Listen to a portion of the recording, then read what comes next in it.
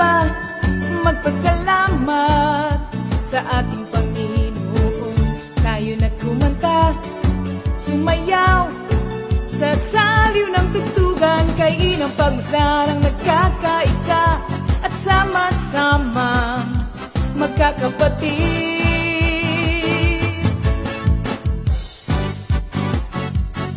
Tayo na sumamba, kumanta, tayo na sumamba, sumayaw kay Jesus. Kayo na at sumamba, magpasalamat sa ating Panginoon. Tayo na kumanta, sumayaw sa saliw ng tugtugan, kay inang pagmasdan ang nagkakaisa at sama-sama magkakapatid. Kay Jesus ang iyong problema. Magdasal, maghintay, magtiwala. Sa oras ng pangangailangan, si Jesus ang katugunan. Si Jesus ang ating Panginoon, kailanman di kanya iiwan. Si Jesus ang ating Panginoon, kasama sa lahat ng oras. Papuri at pasasalamat tanging sa'yo, alay. Tanging sa'yo, alay.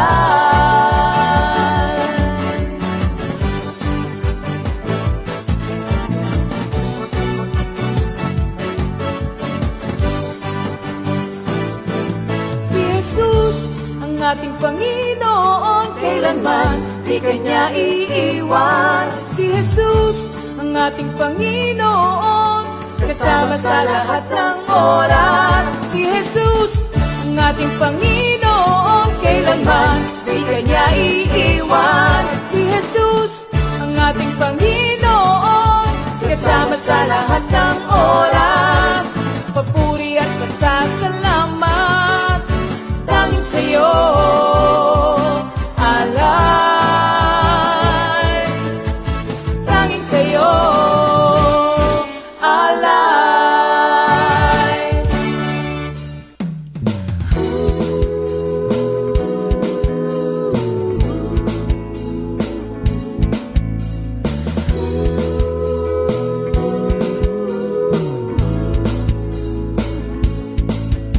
Pinagpalang buhay ang kaloob ng Diyos sa lahat ng tao. May takot sa Kanya. Pinagpalang buhay ang kaloob ng Diyos sa lahat ng tao. Nagtitiwala. Glory, hallelujah. Praise the Lord, hallelujah. Glory to God, amen. Purihin ang Diyos, mga kapatid. Tayo ay patuloy na magpuri at magpasalamat sa ating dakilang Diyos sa kanyang dakilang katapatan. Dahil patuloy niya na tayo pinagkakalooban ng ganitong pagkakataon na makarinig ng kanyang magandang balita. So mga kapatid, welcome once again to our midweek Bible study. Tayo po muna'y manalangin. Hallelujah, hallelujah, hallelujah. Purihin ka o kataas-taasang Diyos Ama sa langit. Purihin ang dakila mong pangalan. Ikaw ang Diyos na makapangyarihan, dakila sa lahat. Dakila ang iyong katapatan sa amin. Ama, maraming salamat po sa araw na ito na pinagkaloob mo sa amin. Sa pagkakataon na kami muling makarinig ng iyong mabuting balita. Hindi lang mabuting balita, kundi magandang balita, Panginoon.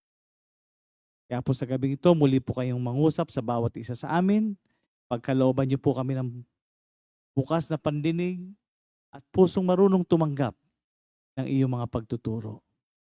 Lord, we ask for your double portion of your anointing to be upon sa aming pastor na gagamitin sa gabing ito. Give him the fullness of your anointing, Father God. Speak before him. Put the words, every words on his mouth, Father God. And may your name be glorified tonight. We give you the highest praise, glory, and honor. In Jesus' name we pray. Amen. Hallelujah. At sa gabing ito, hindi rin natin makakalimutan ng mga kapatid natin nag-celebrate ng kanilang special day, birthday, October 16, 2024. Pinangungunahan po ng ating kapatid na si Sir Rosie Magtibay. Happy birthday, sis. Sister Marilyn Isabela, Sister Flor de la Vega, Sister Raika Caramba, Brother Andre Lapak, Sister Sofia Magno, Sister Meredith Cruz, Sister Zion Martinez, and Sister Florentina De Villa. Happy birthday and enjoy your day.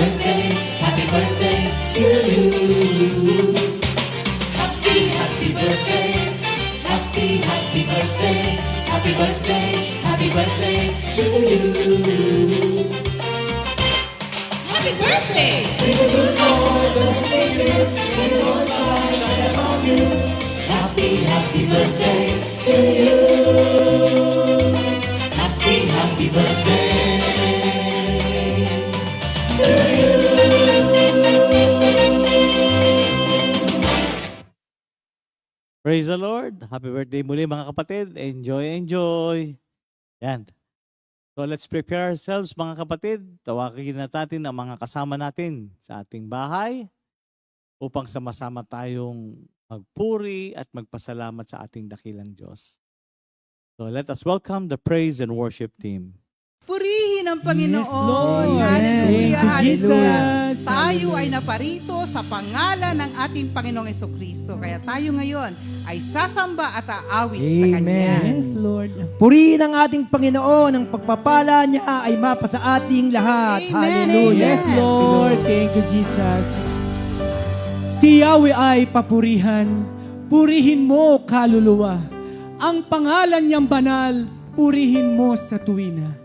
Ang lahat kong kasalanan ay kanyang pinatawad. Hallelujah, At anumang aking sakit, pinagaling niyang lahat. Hallelujah. Palakpakan natin ang ating Panginoon. Amen. Yes, Lord. Thank you, Lord. Thank you, Jesus. Kaya tayo na pong umawit sa ating Panginoon. Yes, Hallelujah. Mahal ko ang Panginoon.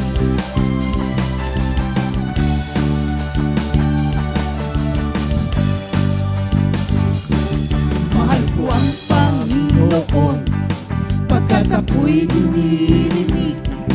Dinirinig niya ako sa dalangin ko't ibig.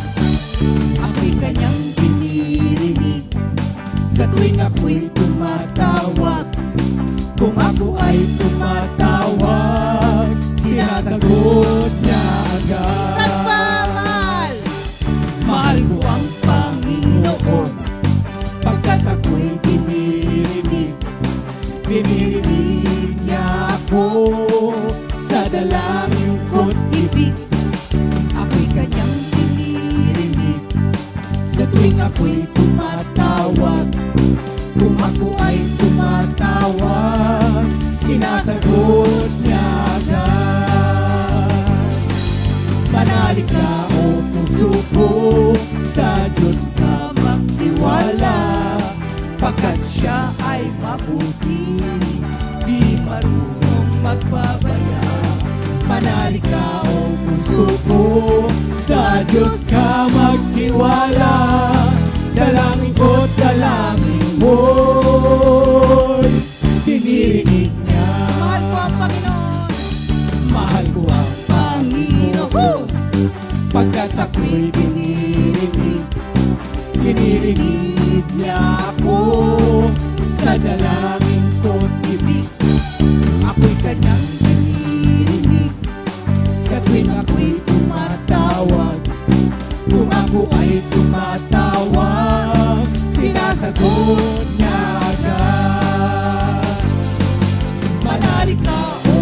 puso ko, sa Diyos ka magtiwala. Pagkat siya ay mabuti, di marunong magpabaya. Manali ka o puso ko, sa Diyos ka magtiwala. Dalangin mo't dalangin mo, pinirinig niya. May tiwala. Yes, Lord! May tiwala ako sa Diyos, pangako niya'y iingatan ko. Hallelujah. Pupurihin ko si Yahweh, sa pangako binitiwan. Sa Diyos lamang ako, tanging umaasa. Ang kaligtasan nagbuhat sa Kanya. Minsan pa may tiwala. May tiwala ako sa Diyos, pangako niya'y iingatan ko. Pupurihin ko si Yahweh, sa pangakong binitiwan. Sa Diyos lamang ako, tanging umaasa. Ang kaligtasan nagbuhat sa Kanya. Tanging siya lamang ang tagapagligtas, tagapagtanggol ko at aking kalasag. Akin ang tagumpay sa lahat ng oras. Habang ako'y nabubuhay, ako'y magpapasalamat. Ako ay dadalangin, kamay ko'y nakataas. Tanging siya lamang. Tanging siya lamang ang tagapagligtas, tagapagtanggol ko at aking kalasag. Akin ang tagumpay sa lahat ng oras. Habang ako'y nabubuhay, ako'y magpapasalamat. Ako ay dadalangin, kamay ko'y nakataas. Tanging siya lamang. Tanging siya lamang ang tagapagligtas, tagapagtanggol ko at aking kalasag. Akin ang tagumpay sa lahat ng oras. Habang ako'y nabubuhay, ako'y magpapasalamat. Ako ay dadalangin, kamay ko'y nakataas. Ako ay dadalangin, kamay ko'y nakataas. Ako ay dadalangin, kamay ko'y nakataas. Hallelujah! Lord. We worship you, Lord. We Thank you, glorify your Jesus. name. Hallelujah. Thank you, Let's Jesus. continue to worship the Lord. Amen. Pasalamatan natin palagi ang Panginoon sapagkat sa Kanya nagmula ang lahat ng bagay. Yes, Lord. Thank you. Kaya nararapat lamang na siya ay pagkukulan ng pasasalamat Yes, ng buong pagsamba, buong puso at kaluluwa. Hallelujah. yes, Lord. Thank you, Jesus.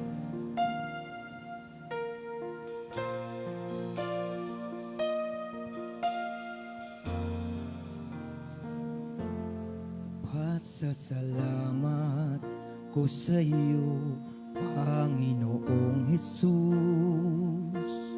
Pasasalamat ko sa iyo, Panginoon. Luwal, hatiin ka, dakilain ang iyong pangalan. Pasasalamat ko sa iyo, Panginoong Jesus.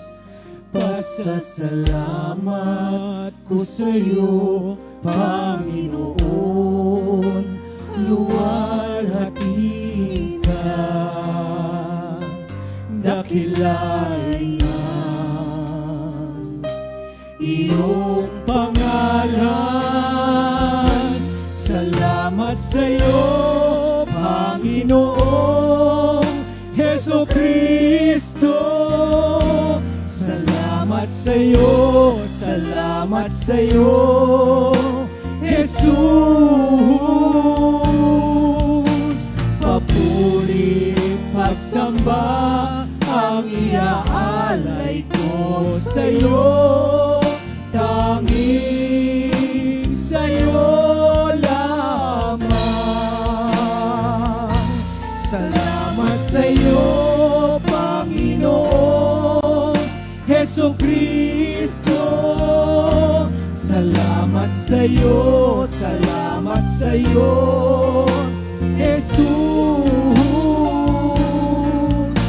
Papuri, pagsamba, ang iaalay ko sa'yo. Tanging sa'yo lamang.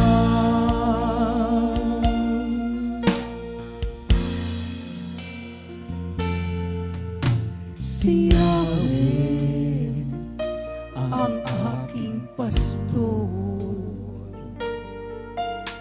hindi ako magkukulang. Ako'y pinahihimlay sa mainam na pastulan, at inaakay niya ako sa tahimik na batisan. Yahweh ang aking pastor, hindi ako magkukulang. Ako'y pinahihimlay sa mainam na pastulan, at inaakay niya ako sa tahimik na batisan, at buhat sa kayamanan na hindi mauubos. Ibibigay niyang lahat ang iyong kailangan sa pamamagitan ni Kristo Jesus. Sa pamamagitan ni Kristo Jesus. Purihin ang ating Diyos Ama. Purihin ang ating Diyos Ama, magpakailanman. Amen. Purihin ang ating Diyos Ama, magpakailanman. Amen. Purihin ang ating Diyos. At buhat sa kayamanan na hindi mauubos. Ibibigay niyang lahat ang iyong kailangan sa pamamagitan ni Kristo Jesus. Sa pamamagitan ni Kristo Jesus. Purihin ang ating Diyos Ama, magpakailanman. Amen. Purihin ang ating Diyos Ama, magpakailanman. Amen. Purihin ang ating Diyos. Purihin ang ating Diyos. Purihin ang ating Diyos.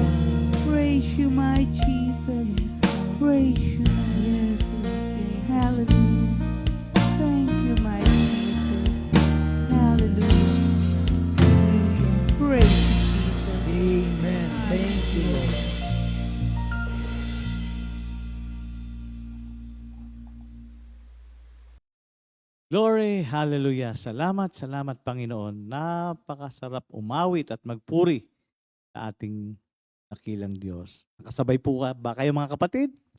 Yan. So tonight, ihanda na po natin ang ating mga Bible, notebook, ballpen, ano ba? Lahat ng gagamitin natin sa pag-aaral. Marker, yan, napakahalaga yan para meron tayong habang nakikinig. Lalagyan natin ng highlights ang mga words na nag-inspire sa atin. Ano ha? Yung malakas ang dating. So let's prepare ourselves at sama-sama tayo mag-aral ang salita ng Panginoong Diyos. And tonight, tayo po ay magpapatuloy sa new series which is all about the book of the Romans. Chapter 1, verse 18 to 23 and 28 to 32. So let's welcome our pastor, Pastor Oying Cabral. Purihin ang Diyos sa kanyang walang hanggang pag-ibig sa atin at sa kanyang pagbibigay ng kapatawaran sa ating mga kasalanan upang mailigtas tayo sa kamatayan. Itong gabing ito ay tatalakayin natin ang Roma 18 hanggang 23 at ang Roma 1, 28-32. Bago ko magsimula mga kapatid, nais kong manalangin. Diyos amang dakila, nagpapasalamat po kami sa mga oras na ito na muling binigyan po ng pagkakataon na maipalawanag ang mga mensahe mo dito sa Roma 1, 18 hanggang 32. Ang banal na Espiritu na muling tutulong sa akin na magbibigay ng kapahayagan ay isang pagpapala na binibigyan natin ng kahalagan sapagkat without Him, wala tayong magagawa.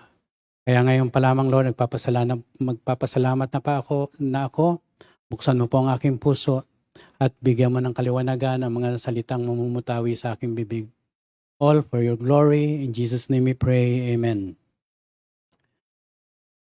Sa pagpapatuloy ng ating Bible study, ang tatalakayin ko po ay Roma 1, 18 hanggang 32. Ang aking pong titulo ay pagwawalang bahala sa malinaw na katotohanan ng Diyos. Roma 1:18. Mga kasalanan ng sangkatauhan. Nahahayag mula sa langit ang puot ng Diyos sa lahat ng kalapastanganan at kasamaan ng mga taong dahil sa kanilang kasamaan ay hinahadlangan ang katotohanan. Sapagkat ang maaaring malaman tungkol sa Diyos ay maliwanag dahil iyon ay ipinapahayag sa kanila ng Diyos. Mula pa ng likhain ng Diyos, ang sanlibutan, ang kanyang likas na hindi nakikita, ang kanyang kapangyarihang walang hanggan, at ang kanyang pagka-Diyos ay maliwanag na inihahayag ng kanyang mga ginawa.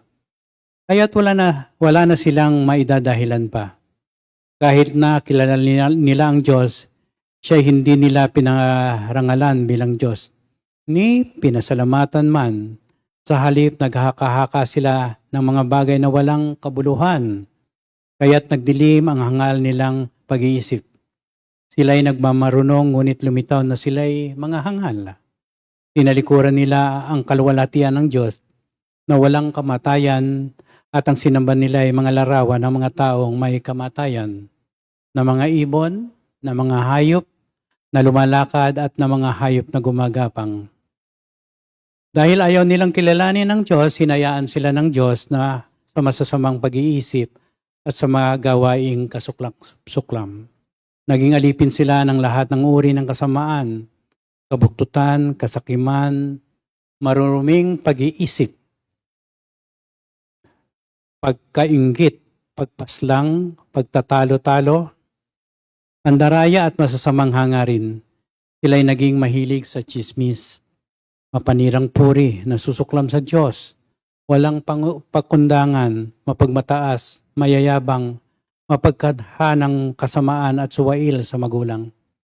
Sila'y naging mga hangal, mga taksil, mga walang puso, at di marunong lumingap sa kapwa.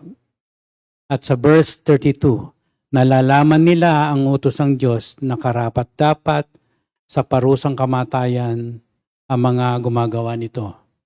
Gayunman, hindi lamang patuloy sila sa paggawa nito, kundi sumasang-ayon pa sila sa mga gumagawa rin ng mga ito. Ito ang mabuting balita ng ating Panginoon na matatagpuan natin sa Roma 1:18 hanggang 32. Mga kapatid, sinasabing si Apostol Pablo ay isa sa mga pinakadakilang Kristiyano sa lahat of all ages, mga kapatid. Siya ay walang pag-aalinlangan na taong ginamit o gumamit ng banal na pagnanasa upang ipangaral ang ebanghelyo ni Hesukristo saan man dako. Kahit gaano kalakas ang ebanghelyo, may isang bagay na hindi magagawa ng ebanghelyo. Hindi nito maililigtas ang sinumang tao hanggang sa makita ng taong iyon ang kanyang sarili bilang isang nagkasala, naliligaw, nahatulang makasalanan.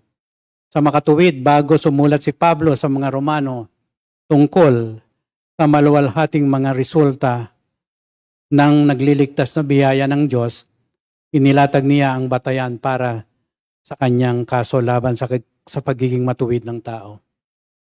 Ang kanyang layunin ay ipakita na ang mundo ay bangkarote sa moral.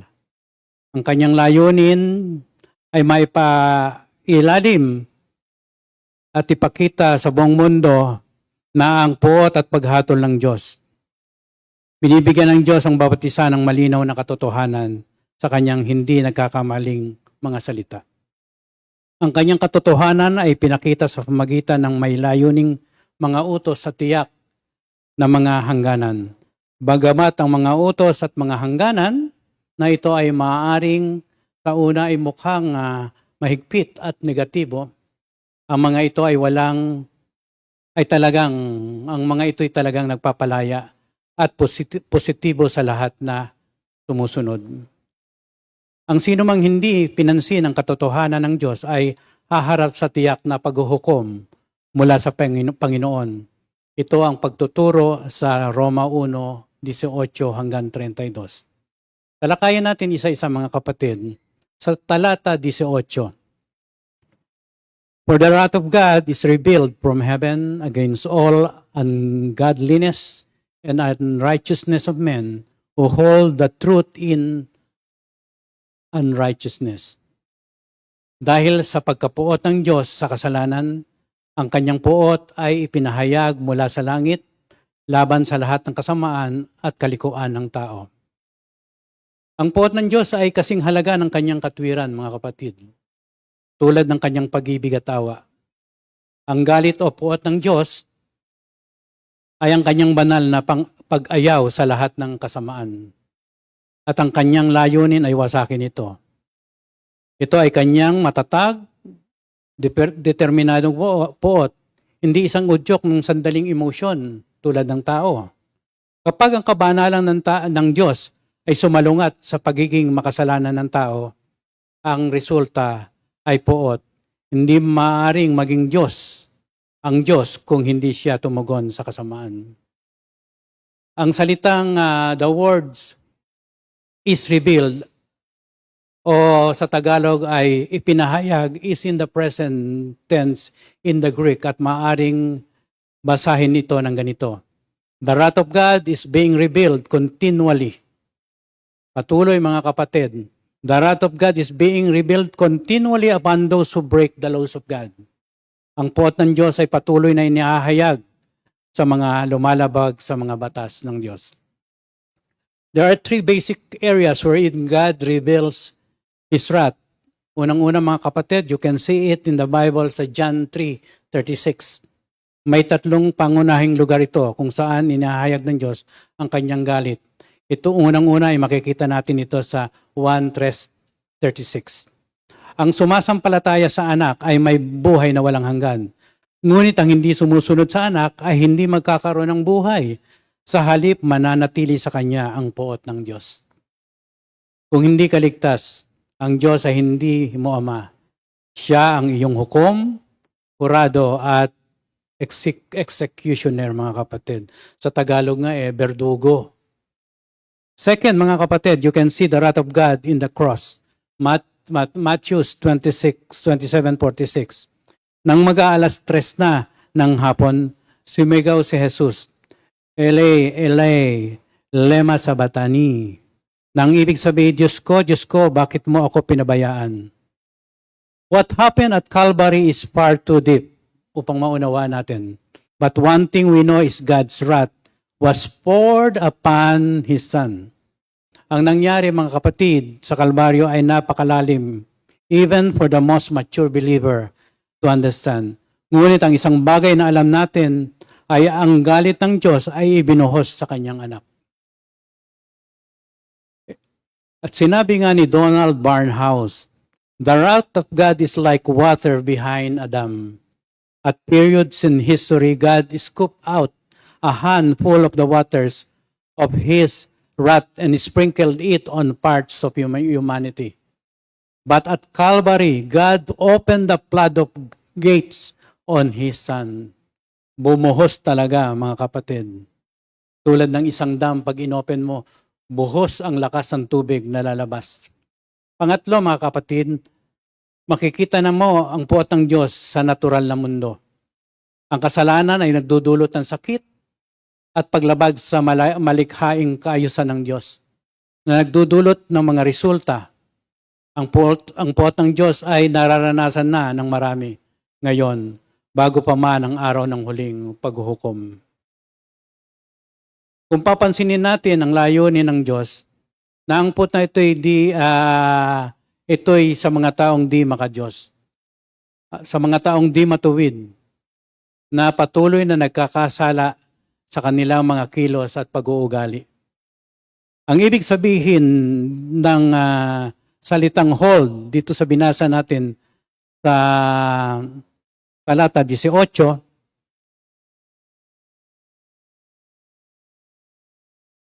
ay ang di makadiyos at ang di matuwid ay pumipigil sa katotohanan ng katwiran ng Diyos.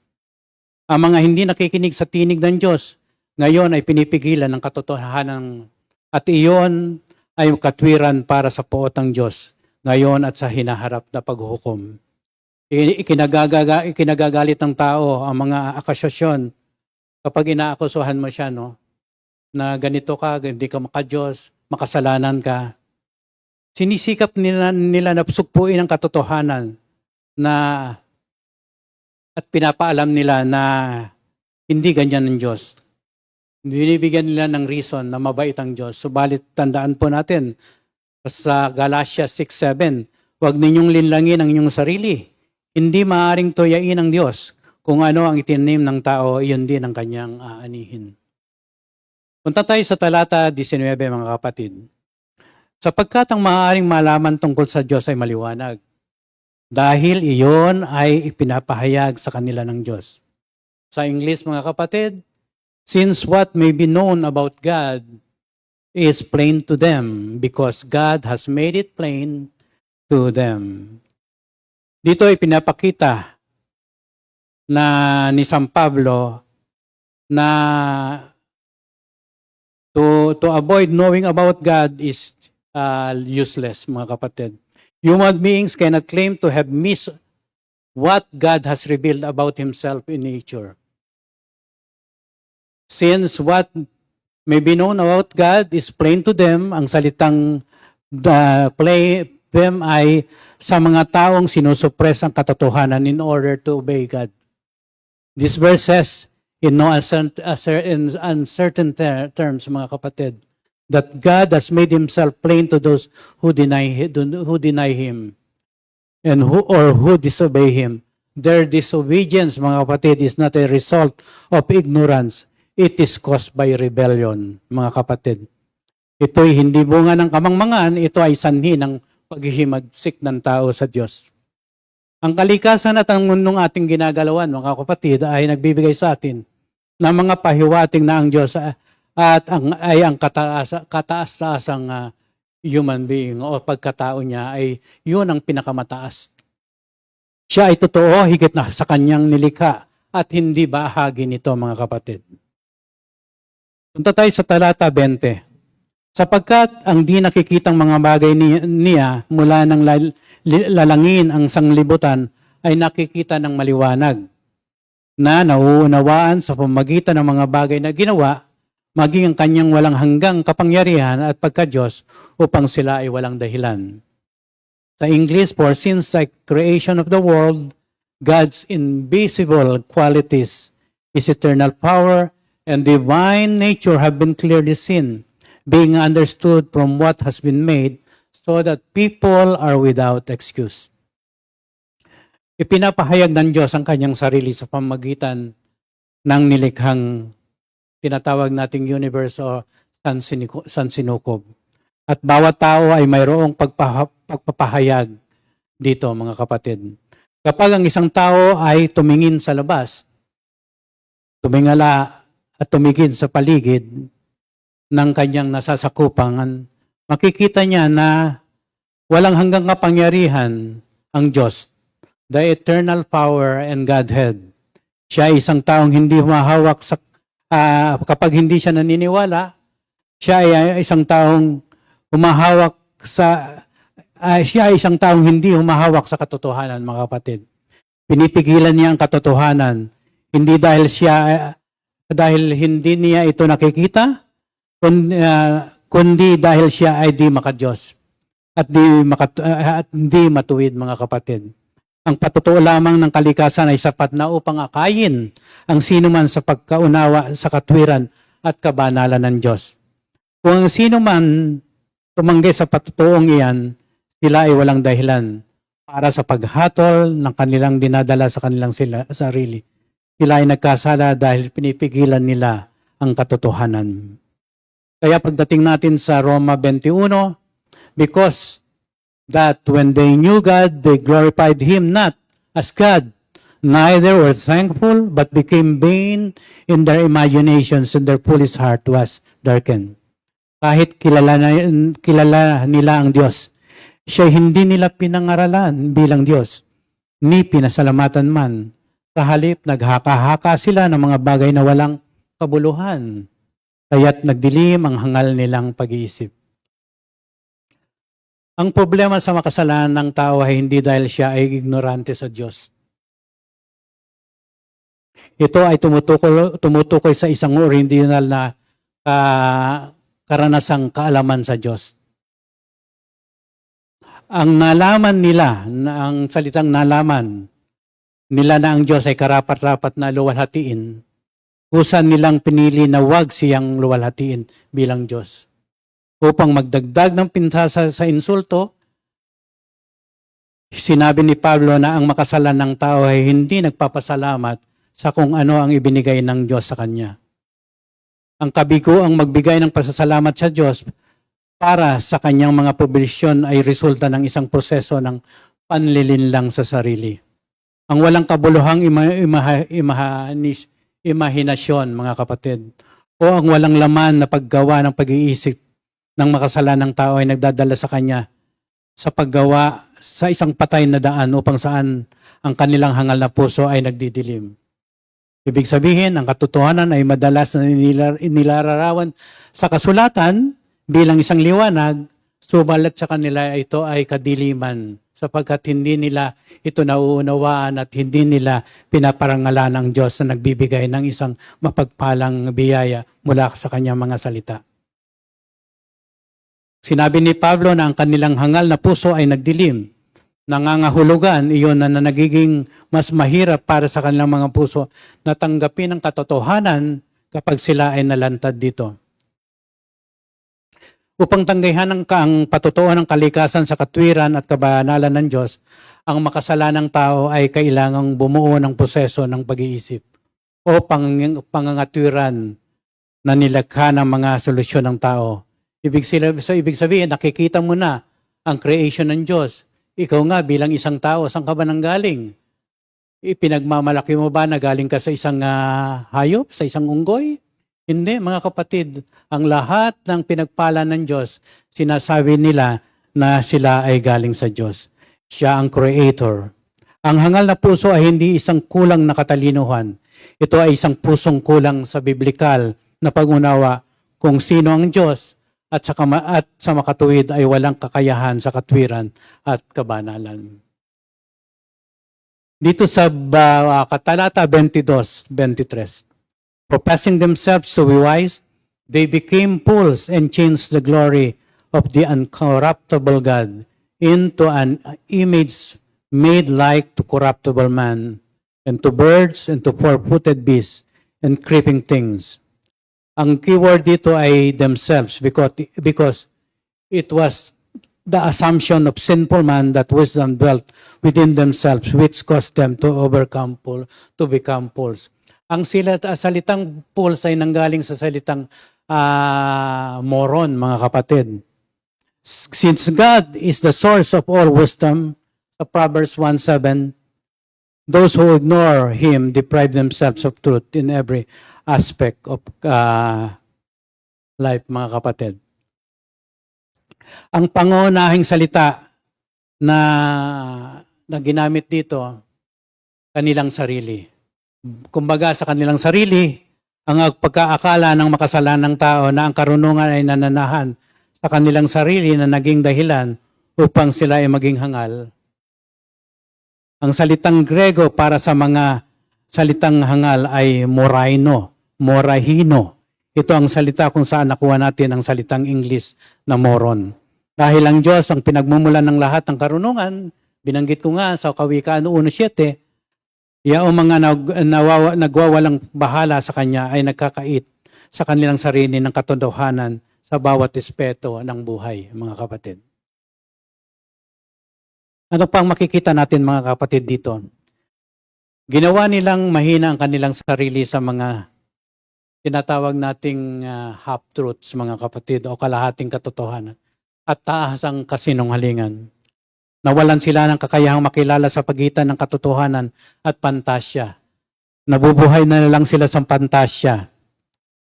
At bilang resulta ng pagkawala ng kakayahang umunawa, ang nawawalang kasangkatauhan kung minsan ay lumilikha ng mga larawang ginawang katulad ng tao na nasisira sa mga ibon, sa mga hayop na may 4 na paa na gumagapang. Ayan ay binanggit ni San Pablo sa talata 23.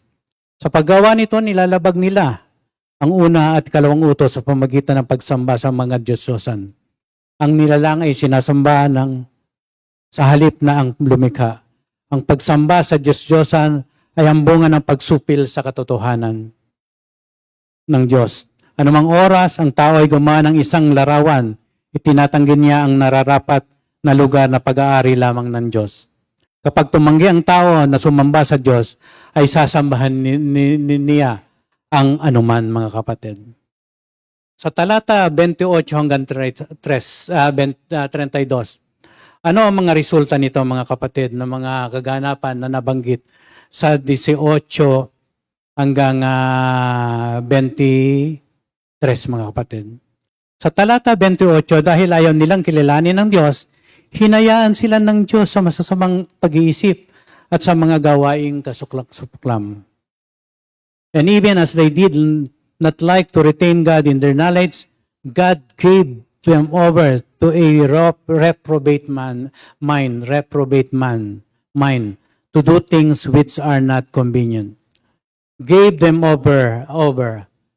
Ito po'y naglalarawan ng isang aktibong desisyon. Kapag binaliwala ng makasalanang sangkatauhan ang katotohanan ng Diyos, sa isang punto ay aktibong ibibigay ng Diyos sila sa kanilang pagnanasa, hindi dahil sa pagkabigo o pagbibitiw, ngunit upang makaisa katupor ang kanyang layunin. Maharahil ang isang magandang halimbawa ay makikita natin sa mga Numbers 11:19-20. Hindi lamang para sa 1, 2, 5, 10, 20 araw ang ibibigay ko sa kanila, kundi para sa isang buong buwan. Laging ito ang kakainin nila hanggang sa magsawa sila at magkandasuka sa pagkain nito, sapagkat itinakwil nila ako at sinabi pa nilang mabuti pang hindi na sila umalis sa Ehipto. Similarly, mga kapatid, God says to sinful humanity in effect, If you want to practice homosexuality, lesbianism, fornication, and wickedness, I will let you have it until it comes out of your nostrils and you are sick of it. Ang salitang reprobate mind means worthless mind, mga kapatid. People who have a reprobate mind are too sinful to know what is sinful is. Sa talata 29:31, being filled with all unrighteousness, fornication, wickedness, covetousness, maliciousness, full of envy, murder, debate, deceit, malignity, whisperers, backbiters, haters of God, despiteful, proud, boasters, inventors of evil things, disobedient to parents, without understanding, covenant breakers, without natural affection, implacable, unmerciful. Ito'y mga kasalanang mapait pakinggan, subalit nakakadagdag ng puot ng ating Panginoon. Unrighteousness, the rejection of God's standard of righteousness. Walang katarungan, ang pagtanggi sa pamantayan ng katwiran ng Diyos. Fornication, ito po'y sexual sin, including adultery and incest. Kasalanang sexual, kabilang ang pangangalunya at incest. Pag sinabi mong incest, I-N-C-E-S-T, isang sexual na gawain sa pagitan ng magkapamilya o malapit na kamag-anak. Wickedness, delighting in wrongdoing. Kasamaan, nalulugod sa maling gawain. Covetousness, ito po'y pag-iimbot, kasakiman, pagnanais ng hindi natin kailangan. Maliciousness, ito po'y mayroon masamang hangarin, kabulukan, o kakulitan. Envy, inggit, sama ng loob na napukaw nang makita ang isang tao na mayroon na ibig niyang mapasa kanya. Murder, the taking of human life, pagpatay, pagkitil ng buhay ng tao. Of course, kasama dito yung debate, quarreling or contention, pagtatalo, pag-aaway-away, at paninindigan na tama ako, mali ka. Laging inilalagay ang sarili sa tama, subalit may kamalian naman. Deceit, panlilinlang, katusuan. Malignity. Ngayon ko lang nakita itong salitang ito. When you say malignity, masamang karakter o bad character. Whisperers, those who destroy someone's reputation in secret. Mga bulong-bulungan, mga taong sumisira sa reputasyon ng isang tao ng palihim. Backbiters, those who destroy someone's reputation openly. Backbiters, mga taong hayagan na sumisira sa reputasyon ng isang tao. Haters of God, mga napupuot sa Diyos, yaong mga nagagalit sa Diyos at nagsisikap na ibukod ang Diyos sa kanyang buhay. Despiteful, pagtrato sa iba ng may paghamak. Proud, ipinagmamalaki ang hindi makatwirang pag-aangkin ng higit na higit na kahusayan. Boasters, nagyayabang, pagmamalaki sa sarili. Inventors of evil, ito po ay mga inventor ng masasamang bagay, malikhain sa pag-iisip ng mga paraan upang magkasala. Disobedient to parents, ito po, napakabigat nito.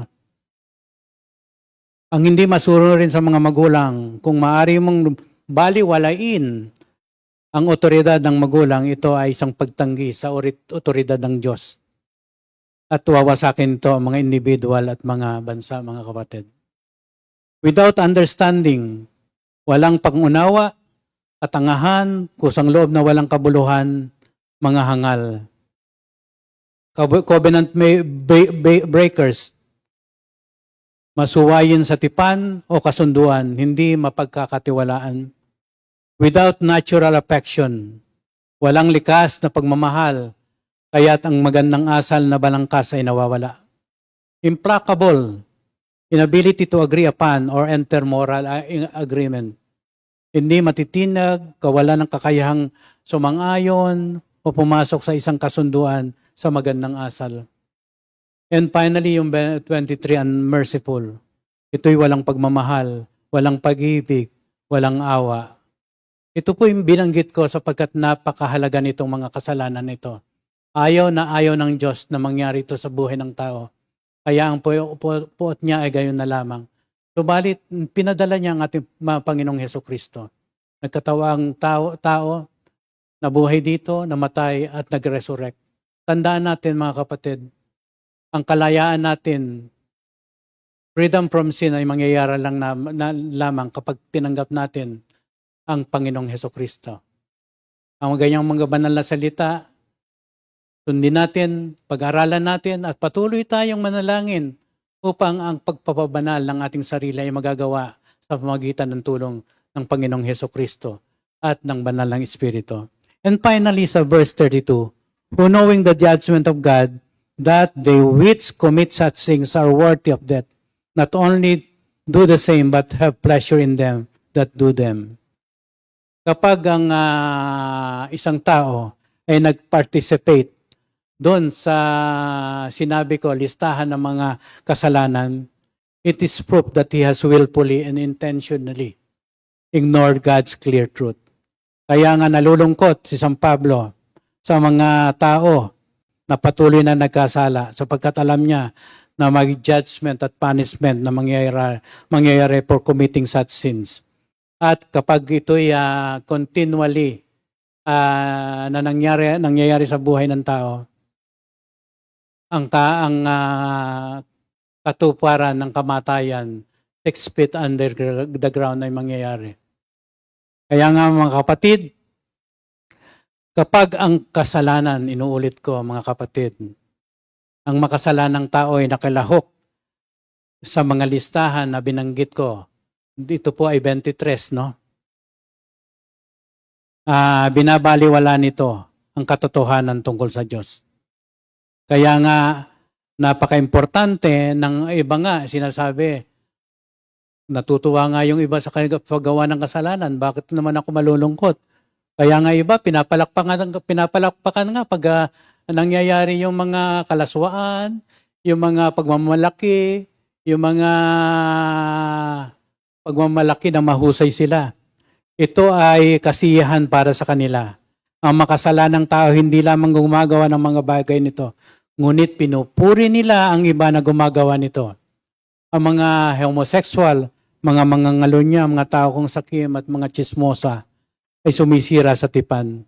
Mga masuwaying anak at lahat ng iba pa sa kasalistahan ni Pablo ay maaaring mukhang maligayang maliliit na kasalanan, ngunit ang Diyos ang huling tatawa. Sinabi niya sa Awit 2:4. Kaya nga mga kapatid, those who continue to ignore God's truth are lost. Deserving of God's wrath, deserving of God's puot o galit mga kapatid, and is destined for eternal punishment in the lake of fire. It is the just compensation for ignoring God's truth. The only remedy, mga kapatid, is to repent and turn to the Lord for salvation. The truth you reject today is the truth you will be judged by tomorrow. The truth you accept today is the truth you will rejoice in for eternity, mga kapatid. Pagpalain kayo ng Diyos, mga kapatid, sa ating paggawa ng ating mga tungkulin at sa pagpapatuloy ng ating gawain spiritual. Tandaan natin, yung mga pinag-aralan natin dito sa Roma 1:18 hanggang 33. Napakahalaga po nito para sa ating proseso ng sanctification. Tandaan po natin na ang pot ng Diyos ay nandiyan. Subalit natutuwa ang Diyos kapag tayo ay patuloy na nauunawaan natin ang katotohanan na ang Diyos ay banal. Diyos na nagbibigay ng kapatawaran, Diyos ng pag-ibig, at ang kanyang kaluwalhatian ay walang hanggan. Kaya mga kapatid, patuloy tayong manalangin at purihin natin ang Diyos araw-araw. At all glory and honor belongs to Him only. In Jesus' name we pray. Amen and amen. Second